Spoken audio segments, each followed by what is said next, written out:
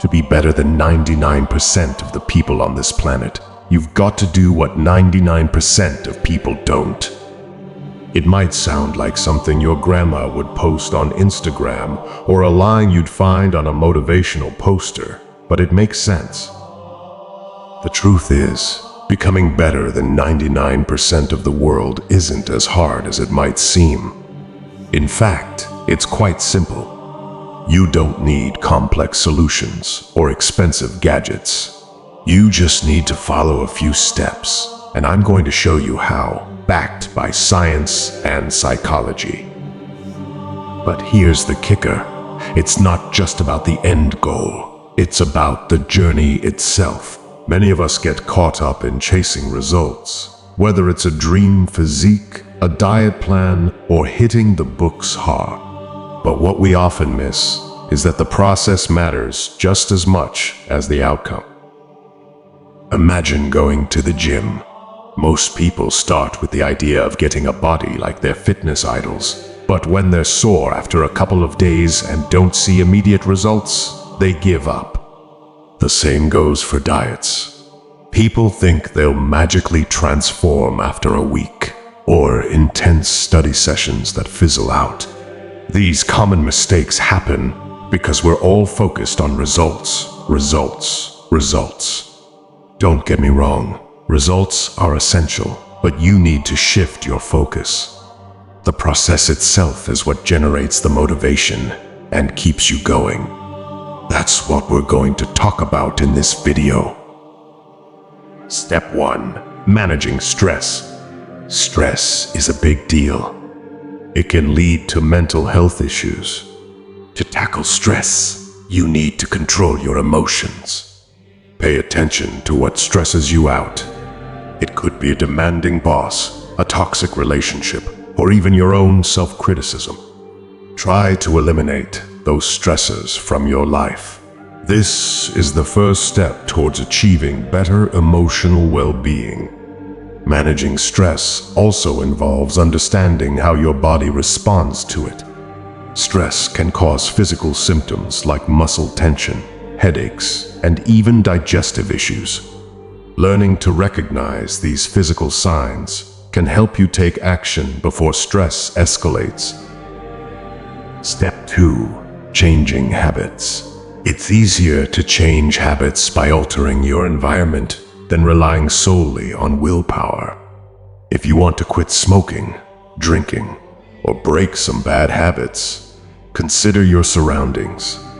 Sometimes, the people you're with can be triggers for those behaviors. Changing habits involves understanding your triggers. For example, if you're trying to cut down on sugar, identify situations where you're most tempted to indulge. Is it when you're stressed, bored, or with certain friends?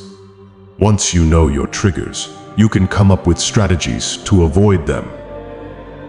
Step 3. Balancing emotions and rationality. It's not just about being super rational. Emotions play a crucial role in decision-making. Imagine someone gives you negative feedback. If you don't feel bad about it, you're less likely to change your behavior. But it's also important not to be consumed by emotions. Start by keeping an emotions diary to understand your feelings better. It's all about finding that balance between emotions and rationality. Balancing emotions and rationality involves recognizing cognitive distortions. These are patterns of negative thinking that can influence your emotions. Common distortions include all or nothing thinking, catastrophizing, and personalization. By identifying these distortions, you can challenge and change them, leading to better emotional control. Step 4. The power of neuroplasticity. Your brain is like clay. It changes with experiences. The consequence of your behavior shapes your future actions. If you create pleasurable and reinforcing experiences, you're likely to repeat that behavior. It's about channeling your actions in the right direction. and recognizing that your brain can change as you expose yourself to new experiences. To make the most of neuroplasticity, engage in activities that challenge your brain.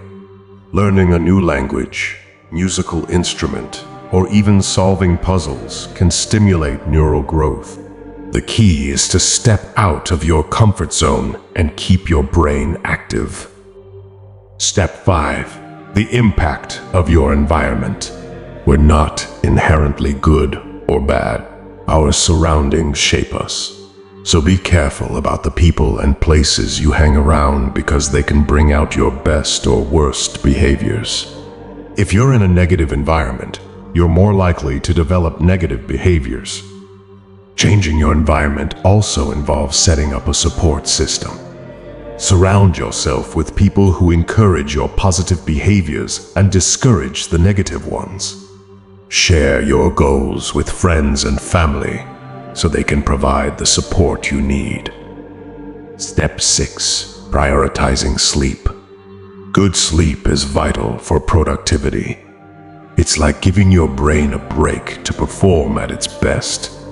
Prioritize sleep. It's an investment in your well-being.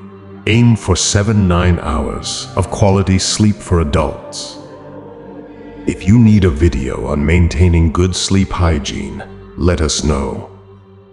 Improving sleep quality involves creating a bedtime routine. This can include winding down activities like reading, avoiding caffeine and electronics before bed, and keeping your sleep environment comfortable and dark. Consistency in your routine can help regulate your body's internal clock. Step 7. Benefits of physical exercise. Exercise isn't just good for your body, it's excellent for your brain. It helps with emotional control and self-esteem, and you don't need to become a gym rat. Any physical activity, from a brisk walk to yoga, can make a significant difference in how you feel. To make exercise a regular part of your life, it's essential to find an activity you enjoy. If you dislike running on a treadmill, try dancing, hiking, or even joining group fitness classes. The key is to make it fun, so you're more likely to stick with it. Step 8. The value of relationships. Money does matter, but it has its limits. The real key to happiness is having good relationships. Quality connections with people make a significant difference in your life. It's not about the number of relationships. It's about the quality of those connections. Building and maintaining relationships involves effective communication. It's not just about talking, but also actively listening. Show interest in what others have to say. Ask questions and be genuinely present when you're with people. These simple steps can strengthen your connections. Step 9. Balancing pursuit and gratitude. There's a time to chase your dreams and a time to appreciate what you've achieved. It's like reaching for those oranges on the other side of the river, but also savoring the sweetness of the ones you've already grabbed. Finding that balance between motivation and gratitude can make your journey more fulfilling. Balancing pursuit and gratitude means practicing mindfulness. Take time each day to reflect on what you're thankful for. This can be done through journaling or simply taking a moment to appreciate the small joys in your life.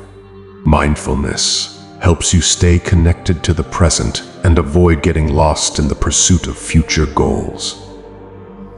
So, remember, there's no magic formula to be better than 99% of people.